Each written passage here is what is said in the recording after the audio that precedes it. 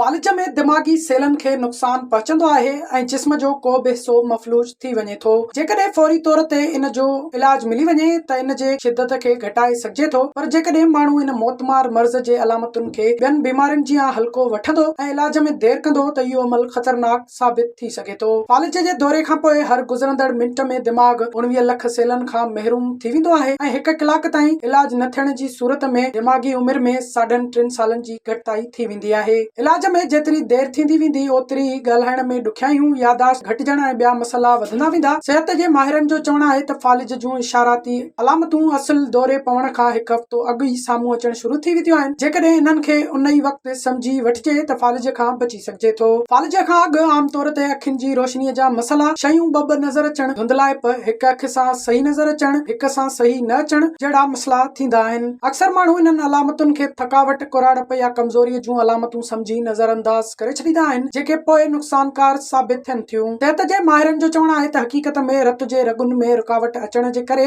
अखियुनि खे घुर्बल ऑक्सीजन जो मिक़दार घटि मिलंदो आहे, जंहिं जे नतीजे में इहे मसइला साम्हूं अची सघनि था। जेकॾहिं तव्हां सुम्हण वञो ऐं सुम्हण सां ई तव्हां जा हथ या पेर घड़ी घड़ी सुन थी वञनि था त इहा ख़तरे जी घंटी आहे ऐं इहो सम्झी सघिजे थो त उज़वा दॿजण जो नतीजो निकिरी रहियो आहे। सिहत जे माहिरनि जो चवणु हो त जेकॾहिं तव्हां जो को बि हिकु हथु ओचितो बेजान या कमज़ोर थियण लॻे ऐं इहा कैफ़ियत घड़ी घड़ी थिए त फौरी तौर ते तिबी इमदाद जे लाइ वञो। उन्हनि जो चवणु आहे त रगुनि में किरंगे जे हॾे खां दिमाग़ ताईं रत जे वहकिरनि में घटिताई जे नतीजे में जिस्म जो हिकु हिस्सो सुन या कमज़ोर थी वेंदो आहे। घणे क़दुरु ईअं बि थींदो आहे त कुझु दवाऊं खाइण खां पोइ ॻाल्हाइण में रंडकूं या ॿातड़ाइप महसूस थींदी आहे। इहो अमल बि फालिज जे शुरूआत थी सघे थो। सिहत जे माहिरनि जो चवणु आहे त जेकॾहिं तव्हां खे इन खां अॻु अहिड़ी क़िस्म जूं दवाऊं खाइण सां अहिड़े ई क़िस्म जा मसइला न थिया हुजनि त पोइ इहो तव्हां जे लाइ फालिज जो इशारो थी सघे थो। तव्हां खे फौरी तौर ते डॉक्टरनि सां राब्तो करणु घुर्जे। घणे क़दुरु ईअं बि थींदो आहे त तव्हां ॻाल्हाईंदे शयूं या ॻाल्हियूं विसारण लॻंदा आहियो। कुझु बि सोचण या कंहिंजी बि ॻाल्हि सम्झण में तव्हां खे तकलीफ़ महसूस थींदी आहे, जंहिं जे करे माण्हू ईअं सम्झंदा आहिनि त ईअं शायदि घणे थकावट जे करे थी रहियो आहे। पर सिहत जे माहिरनि जो चवणु आहे त फौरी तौर ते सोचण वारे अमल में ॾुखियाई त हर कंहिं माण्हूअ खे थी सघे थी, पर जेकॾहिं इन जो मुदो वधी वञे त इहा गणतीअ जोगी ॻाल्हि थी सघे थी, छो त इन मां इहा ख़बर पवे थी त तव्हां जो दिमाग़ मामूल मूजिबि कमु नथो करे सघे। थी सघे थो त अधु मथे जो सूर रुगो माइग्रेन ई हुजे, पर जेकॾहिं अहिड़ी तकलीफ़ तव्हां खे पहिरियों भेरो थिए त इहा बि फालिज जी अलामत थी सघे थी। सिहत जे माहिरनि जो चवणु आहे त अधु मथे जे सूर या माइग्रेन में बि फालिज लिखियल हूंदो आहे, छो त इन्हनि ॿिन्ही सूरतुनि में दिमाग़ी अलामतूं हिकु जहिड़ियूं ई हूंदियूं आहिनि। उन करे मथे जे सूर, ख़ासि करे अधु मथे जे सूर खे हल्को न वठो। जेकॾहिं इहो ओचितो शुरू थी रहियो आहे ऐं पोइ लगातार थी रहियो आहे त इन खे फौरी तौर ते चेक कराए वठो।